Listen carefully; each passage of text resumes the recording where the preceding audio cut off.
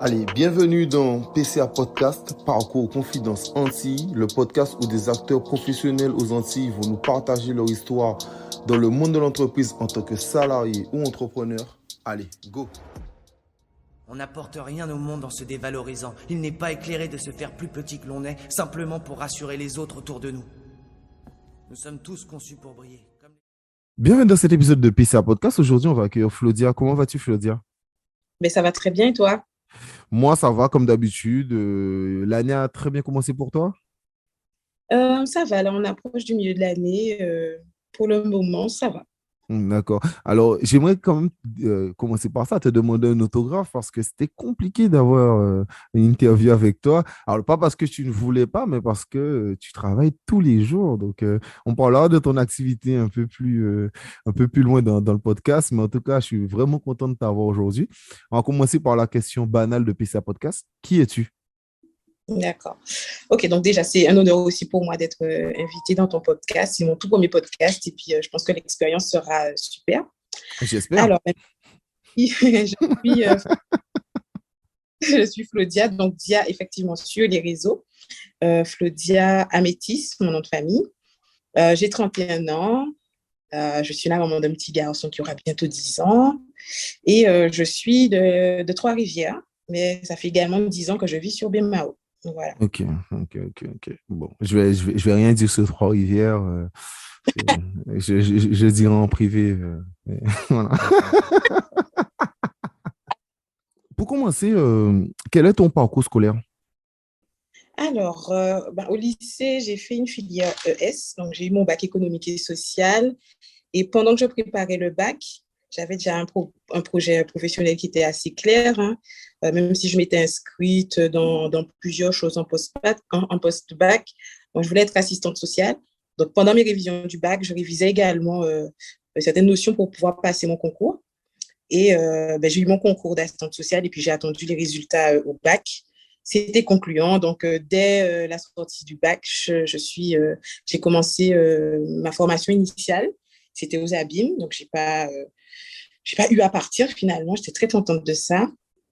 Et c'était parti pour 3 ans, à l'issue desquels j'ai pu obtenir mon diplôme d'assistante sociale. Ok. Ton parcours professionnel? Alors, justement, mon parcours professionnel, il n'a pas forcément démarré comme j'avais prévu, puisque effectivement, j'ai eu mon diplôme en 2011, mon diplôme dans le social, et je me retrouve confrontée en fait à ne pas trouver d'emploi, à commencer à manquer de confiance en moi parce que j'étais très jeune, j'avais quand même 20 ans seulement, et à me dire, mais finalement, qu'est-ce que je peux faire? Il faut que je gagne ma vie. Et j'ai commencé à valoriser un petit peu ce que je savais faire, donc les tresses. Donc, j'étais ma première vitrine, puisque je me coiffais seule. Et à l'époque, c'est toujours comme ça que j'arrivais à me faire des clientes, que ce soit auprès des copines, de la famille ou des gens dans la rue qui pouvaient m'arrêter.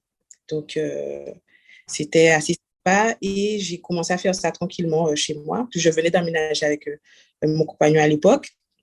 Donc, je faisais mon petit job, voilà. Entre-temps, quand j'avais du temps, je postulais, hein, évidemment, mais je n'avais pas souvent des retours. Et puis, voilà. Mais l'essentiel, c'était de ne pas mourir de faim, hein, très clairement. Et pourquoi tu n'as pas décidé de partir, sachant que tu avais un bon diplôme en poche et qu'en France ou dans un autre pays, tu aurais sûrement trouvé chaussures à ton pied? Je sais pas, j'ai voulu y croire, en fait. Et puis, j'ai jamais tellement voyagé en France étant petite. Ça ne m'a jamais intéressée plus que ça. À la limite, si je faisais un voyage, ça allait être pour découvrir une autre région du monde. Mais non, pas spécialement la France. J'ai eu à aller là-bas pour un concours, pour essayer d'intégrer la fonction publique, mais ça n'a pas été concluant. Et puis, non, je me suis vraiment dit, il faut que je travaille en Guadeloupe. C'est là où je me sens bien. C'est là où j'ai envie d'évoluer. Et je pense que ce serait dommage, parce que je savais que j'avais envie de faire beaucoup de choses pour mon pays. Et je me disais, non, je ne peux pas aller donner finalement ailleurs la force vive que je représentais.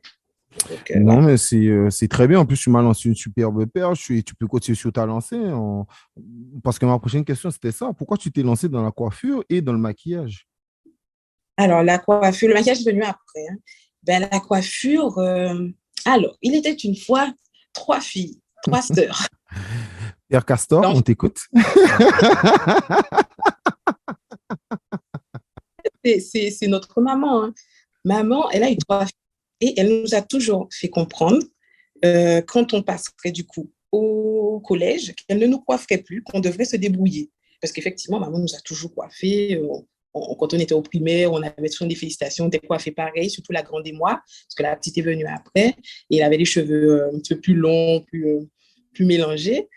Mais la grande et moi, on avait souvent les mêmes coiffures, on était félicités et tout. Et donc, tout naturellement, sans qu'on voit ça comme une contrainte, on s'est dit, OK, ben, le passage au collège signifie savoir se coiffer. Alors que peut-être que d'autres personnes auraient vu passage au collège égale défrisage. Parce qu'à l'époque, c'était très tendance, tu vois. Oui, de toutes les manières, on en reviendra tout à l'heure sur la notion du changement de mindset dans la tête des femmes guadeloupéennes sur les cheveux, mais je te laisse continuer. Et du coup, la coiffure, ça a été quelque chose que je me suis rendu compte que je maîtrisais, que j'aimais bien et tout. J'avais aussi des copines qui étaient dans le même mood que moi. Et ben, c'est tout naturellement, en fait, après le bac, après le diplôme, que je me suis lancée dans ça, puisque finalement, pendant mes années lycée, je faisais ça déjà en job sans m'en rendre compte.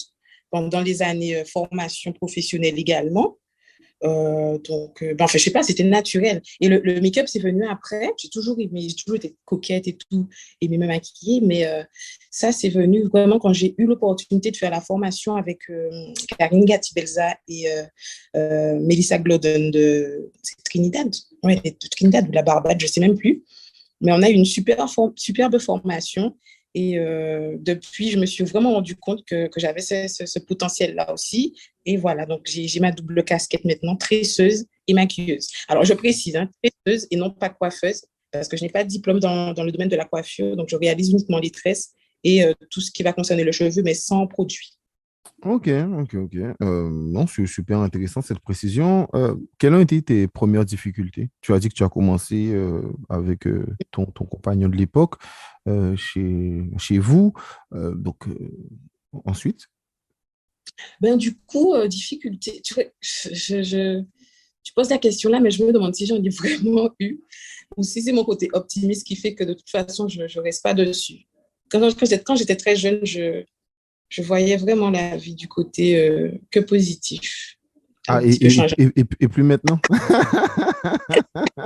Non, pas eu de difficultés. Très honnêtement, l'activité a bien été accueillie par mon compagnon. On a fondé notre famille. Enfin, voilà. Après, ce qu'il y avait à gérer, c'était la demande.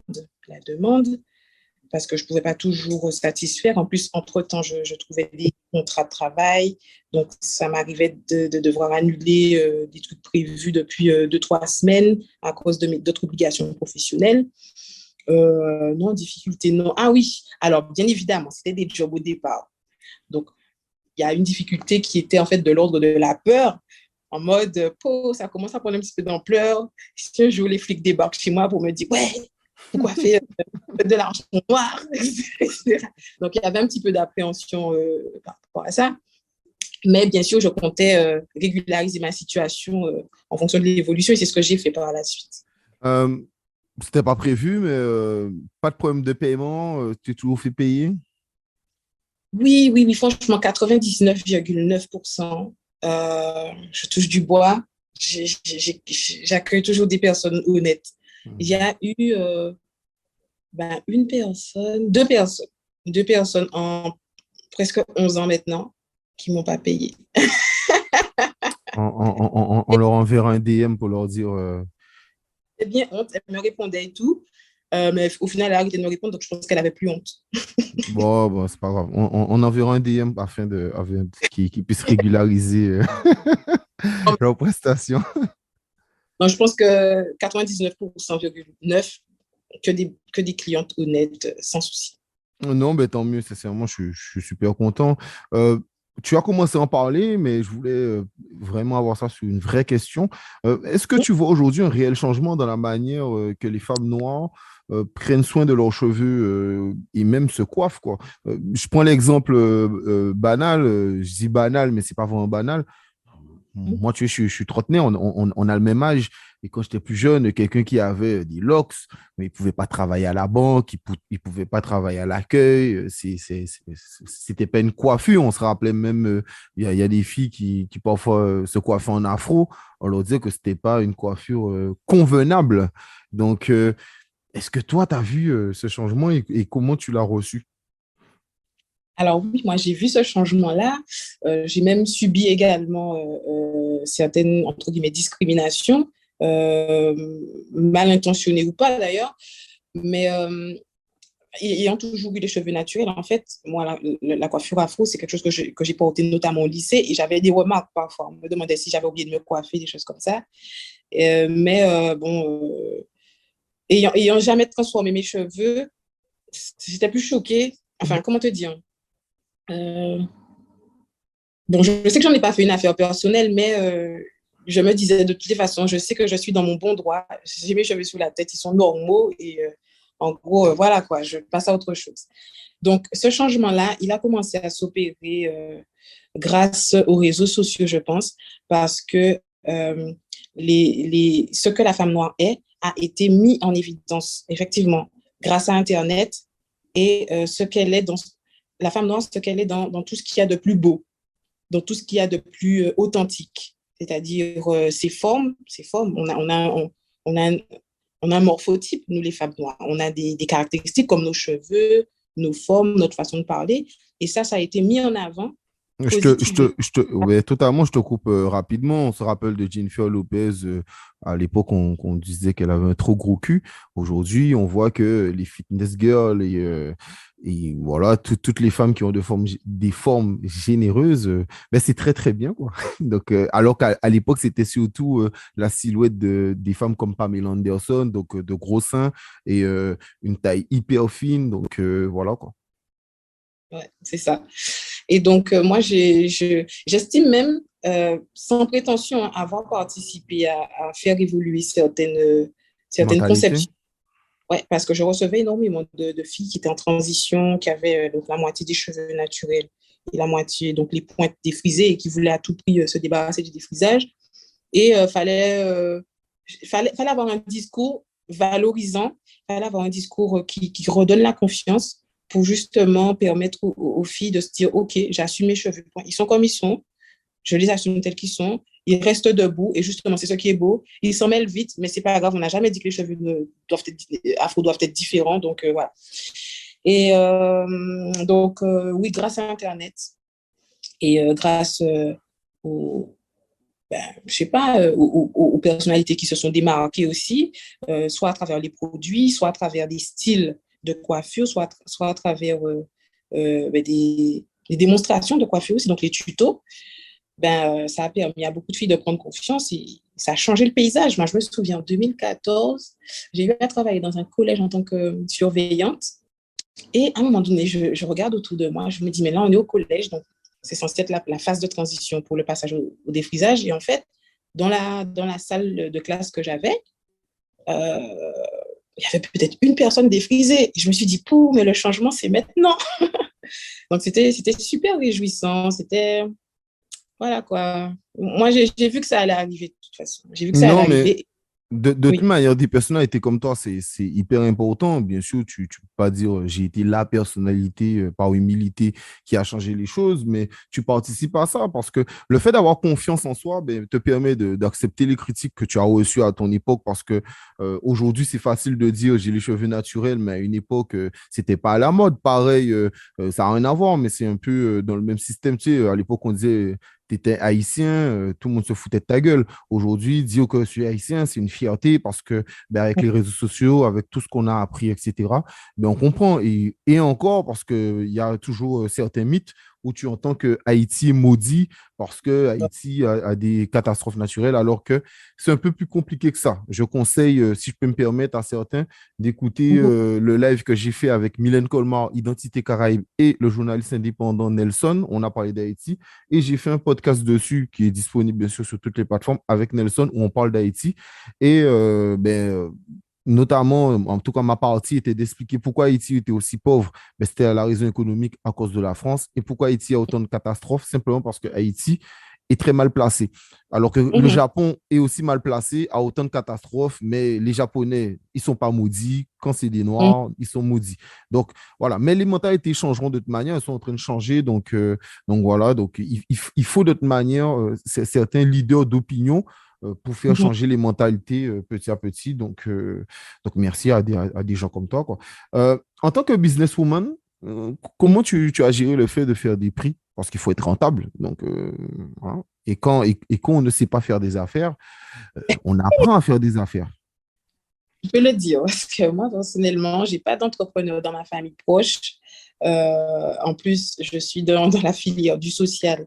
Donc, j'ai été très tôt confrontée à tout ce qui est difficultés sociales, difficultés financières, la nécessité quand même de prendre soin de soi, d'avoir enfin, d'attribuer certaines euh, de nos ressources à des dépenses comme celle de la coiffure. Donc, moi, je sais qu'au tout début, j'ai toujours eu du mal à présenter des prix trop enfin, Élevé.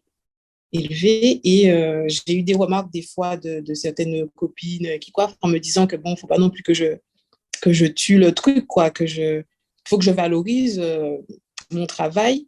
Mais c'est vrai que j'ai toujours eu du mal à demander des prix exorbitants que je pouvais demander ailleurs. Après, je justifiais en disant, ouais, mais moi, je coiffe chez moi, j'ai pas de loyer de local. Mais oui, mais imagine, la dame, là, c'est son anniversaire, elle est peut-être au RSA, mais là, on vit une fois comme ça dans l'année de se faire plaisir. Voilà, donc il y avait le côté social qui ressortait, je pense, dans ma tarification. Mais bien entendu, après, au fil des ans, j'ai essayé comme de trouver le juste milieu euh, et de proposer quelque chose qui ne soit pas non plus exorbitant. Je sais, jusqu'à aujourd'hui, je sais que mes tarifs sont très bien, mais qui restent quand même, qui me permettent de faire une vraie plus-value, quoi. C'est important ce que tu as dit. D'ailleurs, comment ça, en toute humilité, c'est pour ça que PCA Podcast est là. C'est parce que certains qui n'ont pas d'entrepreneurs dans leur entourage, ils ne savent pas comment s'y prendre. Et l'avantage de parler avec des acteurs, que ce soit des salariés, des entrepreneurs ou des gens dans l'associatif, ça permet qu'ils partagent leur expérience et que les gens ben, qui n'ont pas d'entrepreneurs ou de conseils de proches plus facilement autour d'eux ben, puissent écouter le parcours de personnes comme toi afin de les inspirer, de savoir comment s'y prendre. La prochaine question, simplement, comment tu gères la concurrence? Parce que si je me trompe pas, tu n'es pas la seule tresseuse, ou en tout cas coiffeuse, entre guillemets, de Guadeloupe. Ouais, on est de plus en plus nombreuses et non, ça fait plaisir. Moi, je sais pas si c'est dans mon tempérament, mais je vois même pas les autres collègues comme des concurrents forcément, puisque il y a la prestation, il y a la personne, il y a pas mal d'éléments qui font que ben, les clients vont faire leur choix et puis il y a de la place pour tout le monde. Il y a de la place pour tout le monde, je suis désolée. Je ne suis pas vorace pour mes clientes, elles peuvent aller un jour chez moi, un jour chez la voisine, un jour chez l'autre qui est au bout de la rue. Enfin, il n'y a aucun souci. Donc, je pense que je n'ai pas de gestion de concurrence à faire. Les filles qui veulent venir, elles viennent et elles seront toujours les bienvenues. Euh, Par rapport au fait justement que j'ai alterné des périodes où j'étais en activité en 35 heures et des périodes où je ne l'étais pas, ben, ça a permis à des clientes que j'avais depuis un certain temps peut-être d'aller me voir ailleurs puisque je n'étais plus dispo. Et ce qui est tout à fait normal en fait. Hein. Donc, voilà, pour répondre à ta question, pas de gestion de concurrence. Au contraire, les filles qui font la même activité que moi, celles qui débutent, eh ben, celles qui écoutent ben, le savent, puisqu'on échange souvent sur les réseaux, ben, je leur envoie tous mes encouragements. Et celles qui sont là aussi depuis certains temps, donc je vais faire des petits coucous. On a Lauraya, elle se débrouille très très bien, elle est très présente sur les réseaux. On a Adriana, donc, si elles m'entendent, c'est un petit coucou. On a qui encore?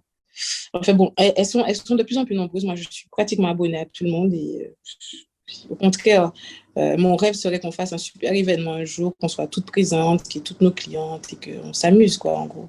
Ben, c'est totalement ce que je souhaite. C'est peut-être un appel et peut-être qu'on en parlera dans quelques temps, que tu as pu un été organiser un grand événement au WTC où on peut rencontrer les coiffeuses de Guadeloupe. Euh, tu as parlé de suivre ces personnes sur les réseaux sociaux. C'est encore, tu mets une bonne perche. Tu es très suivi sur les réseaux sociaux, notamment sur Instagram, quasiment 40 000 personnes qui te suivent. Comment tu gères ta relation avec ta communauté? Alors, la relation avec la communauté se passe bien, hein, en fait. J'ai des messages assez régulièrement, surtout quand je poste des stories.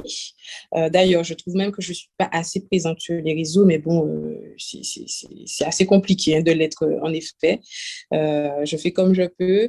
Je sais que même quand je ne suis pas toujours présente, elles ne m'en veulent pas, hein, les filles qui me suivent. Et au contraire, quand je reviens, j'ai toujours ce bel accueil. Donc, non, moi, voilà, je suis pas, comment on dit ça? J'ai pas des centaines et des centaines de messages tous les jours. Donc, même en termes de gestion, enfin, gérer les réponses et tout, ça va. Je m'en sors. Il y a des moments où je vais être un petit peu débordée, mais je m'oblige à répondre sur un certain délai, enfin, un délai raisonnable, quoi. Non, ok. Ça allait être ma prochaine question, mais combien de temps ça te prend par jour pour garder le lien? Mais on va plutôt dire combien de temps ça te prend par jour pour gérer ton business, en gros, les demandes de coiffure, voilà. Et pour tout te dire, là, par exemple, on est en milieu d'année. Alors, je vais raconter un petit peu mon début d'année, hein. Oui, mais tu peux, c'est ton podcast, fais-toi plaisir. Alors, depuis 6 ans maintenant, je suis assistante sociale au sein d'une clinique, donc je travaille en 35 heures. Ce qui veut dire que la coiffure, je faisais un week-end sur deux. Donc, avec cette histoire de vaccination obligatoire pour le personnel hospitalier, à laquelle je ne me suis pas soumise, j'ai dû être suspendue à partir de janvier. Donc, j'étais complètement dans la coiffure et le maquillage durant 3 mois, janvier, février, mars. Ensuite, j'ai eu le Covid, passe sanitaire de 4 mois me permettant de réintégrer mon poste. Donc là, je suis en pleine réintégration de poste pour 4 mois et je peux te dire que je vois une différence entre le début de l'année et maintenant, parce qu'en début d'année, j'étais complètement au taquet pour pouvoir répondre, pour pouvoir gérer la messagerie, les rendez-vous. Et bon, ça se déroulait très bien puisque je faisais ça en fin de journée, après mes journées de travail. Je m'accordais aussi une semaine par mois pour souffler, gérer tout ce qui est vidéo, contenu intéressant à poster. Et voilà, là, je me rends compte que je retombe dans mes, entre guillemets, travers. Bon, c'est indépendant de ma volonté, mais je retombe dans l'histoire de ne pas être disponible forcément pour répondre, pour poster, pour animer la plateforme. Et c'est quelque part assez frustrant, mais je sais que je ne peux pas faire autrement. Je suis maman d'un petit garçon. Est-ce que tu as pensé à prendre une community manager pour gérer tes réseaux? J'y ai pensé à plusieurs reprises, mais je pense que j'ai un problème avec le fait de déléguer. Parce que j'ai toujours tout fait seul depuis le début, que ce soit mon logo, que ce soit, je sais pas, j'aime bien en fait créer, j'aime bien me débrouiller. Et à chaque fois que je dis, bon, non, là, je ne peux pas, il faut que je délègue, ah, mais je trouve le moyen de le faire seul. Je dis, même si ça prend un peu plus de temps, voilà. Mais c'est pas bien, c'est pas bien. Il faut vraiment déléguer. J'essaie de travailler dessus, mais je pense que ça m'aiderait énormément. Ça m'aiderait Ben, énormément. totalement, parce que tu sais, c'est quelque chose que je parlais dans le podcast avec François Xavier, FB Finance, qui son travail de créer des entreprises. Et je lui parlais de ce problème que parfois, l'artisan, je prenais l'exemple de l'artisan ne comprend pas que tu peux être un très bon boulanger, mais tu ne peux Mhm. pas tenir une boulangerie. Ça n'a rien à voir. Et que prendre un manager qui peut gérer une boulangerie pour toi et toi, tu fais le pain, ben c'est bien parce que tu ne pourras pas gérer la caisse, l'accueil client, tout ce genre de choses, les courses. Donc déléguer, c'est hyper important. Après, bien sûr, il faut trouver chaussure à son pied. Donc, il faut trouver la personne avec qui le courant passe. Moi, je dis, exemple, PCA Podcast, je suis content parce on est deux. Moi, je fais la partie podcast, audio, je m'occupe des réseaux. Et le visuel principal, c'est OTK qui le fait. On discute des invités, de plein de choses comme ça. Mais bon, là j'ai trouvé chaussure à mon pied tout de suite. C'est une chance. Mais je sais que ben, c'est pas facile pour tout le monde, quoi. Mais déléguer, c'est hyper important parce que je pense que c'est comme ça aussi qu'on peut progresser dans son activité, quoi. Exactement, mais je suis tout à fait d'accord. Mais ouais, non, j'espère qu'un jour, je prendrai la bonne décision. Et non, non, je compte vraiment avoir une longévité sur les réseaux, donc pouvoir proposer des choses intéressantes, différentes, innovantes et tout. Mais il faut que je me donne les moyens, il faut que je me pose, en fait, pour commencer à sélectionner, à choisir, à discuter de ça avec les personnes qui ont le profil et faire mes choix, hein. Mais une question, tu es que sur Instagram? Est-ce que tu es sur TikTok? J'ai vu que tu es sur YouTube. Je suis sur YouTube. J'ai commencé en fait avec Facebook en 2011. J'ai commencé avec Facebook et après Instagram a pris le dessus parce que bon, niveau application, j'ai préféré le format. YouTube aussi, oui, oui, j'ai commencé avec en 2012, je crois, des vidéos tuto, enfin des démonstrations de coiffure sur moi-même ou sur autrui.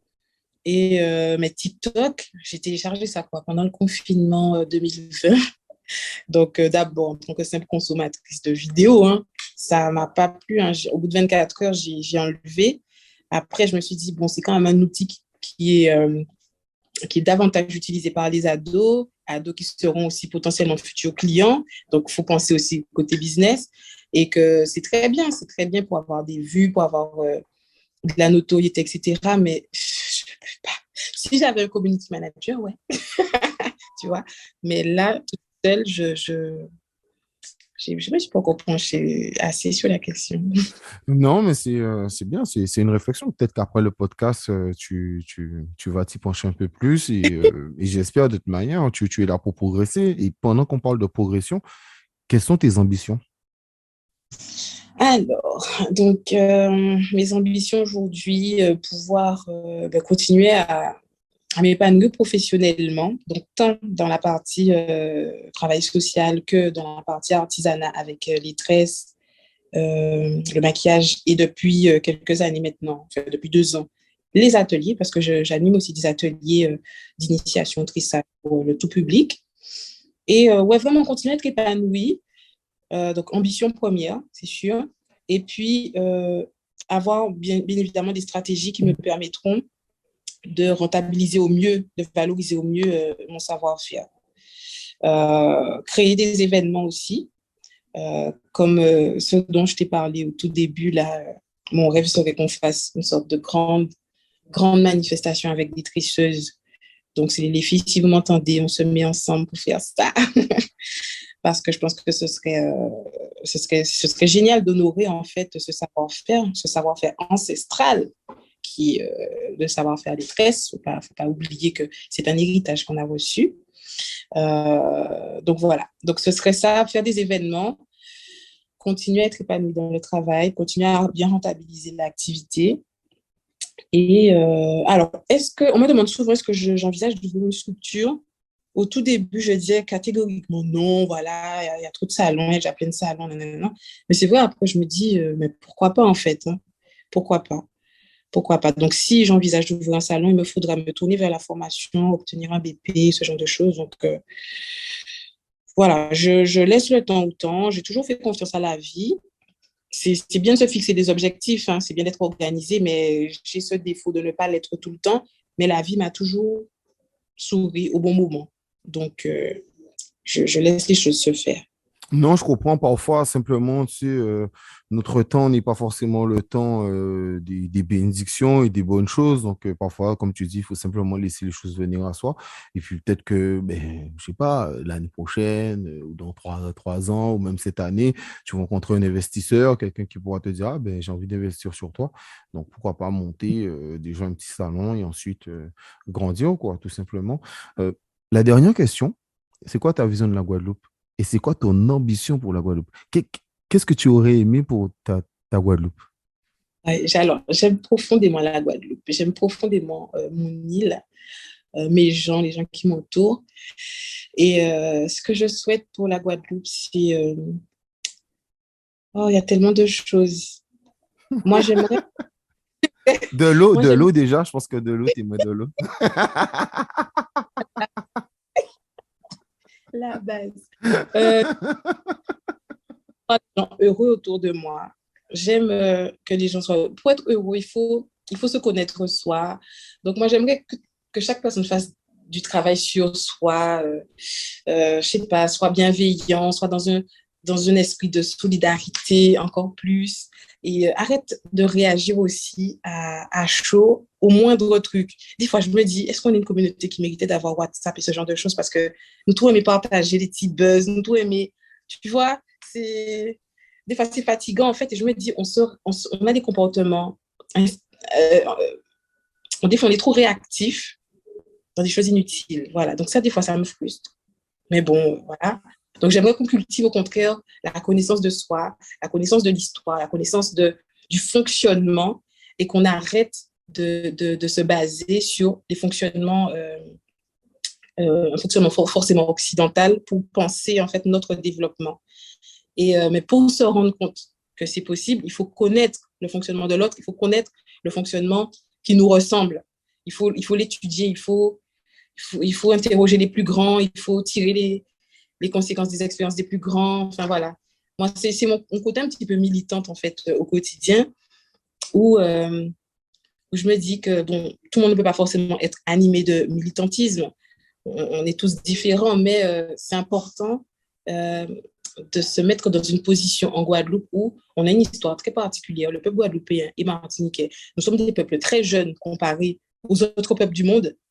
Je sais pas, tu prends un Canadien, non, le Canada a une histoire particulière aussi. Je sais pas, tu prends. Le Canada est jeune, mais si tu prends la France actuelle, c'est 1000 ans. Ouais. Voilà. Et nous, on n'a pas 1000 ans d'existence. Enfin, notre peuple n'a pas 1000 ans d'existence, tu te rends compte? Et on est un peuple jeune, on a une double identité. On nous a fait être content d'être français à un moment donné. De Gaulle, machin. Mais tu vois, il faut être conscient de tout ça pour se dire, non, aujourd'hui, je suis quoi? Je ressemble à quoi? Dans toute l'excité, dans tout le métissage et tout. Hein. Et je veux quoi pour demain par rapport à comment on peut effectivement me considérer ou pas. Alors, Ouais. tu sais, il y a un truc intéressant que tu dis. Enfin, moi, mon petit côté militant, moi, je l'aurais plutôt sur l'amour. Quand je dis l'amour, moi, la chose qui me fatigue le plus, c'est que je déteste que mon peuple soit vexé. Quand je dis ça, c'est que peut-être que ça va choquer certains, mais quand j'entends Guerlain dire que il ne sait pas si les nègres ont travaillé pendant l'esclavage, sincèrement, Mm-hmm. profondément, cela ne me dérange aucunement. Parce que Moi non Guerlain ne plus. représente rien à mes yeux. Pareil, et là, les élections viennent de passer, il y a eu Zemmour. Moi, que Mm-hmm. Zemmour disent que les Noirs et les Arabes soient des délinquants, etc., il a le droit de le dire. Moi, je suis pour la liberté d'expression et Zemmour n'est pas mon baromètre. Alors, cette phrase de baromètre, c'est Kémy Seba qui aime dire ça. Et j'aime quand il dit ça parce que c'est vrai. Ces gens-là ne sont pas mon baromètre. Donc, qui m'aime ou qui ne m'aime pas, ça veut tout et rien dire. Et en plus, petit aparté, quand il dit noir et arabe, ça veut rien dire. Alors, les Arabes, pour préciser, les Arabes, ce sont les Qataris, exemple ceux qui possèdent le PSG. Et en France, il n'y a pas beaucoup d'Arabes. En France, ce sont des Maghrébins. Donc, tout ce qui vient d'Algérie, Maroc et Tunisie, c'est le Maghreb. Ce ne sont pas des Arabes.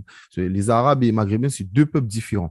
Donc, voilà. Donc, petite précision, mais au-delà de ça, moi, ce qui m'embête un peu plus, c'est pour l'amour. Et quand tu dis qu'on réagit beaucoup, c'est totalement ça. C'est-à-dire que dès qu'il y aura une personne qu'on va considérer comme raciste, ben, on va partager, on va dire, ah oui, c'est pas normal que la personne dise ça. Un moment, tu vois, moi, j'ai pas envie de me concentrer sur le fait que quelqu'un soit raciste. La personne est raciste, pas grave.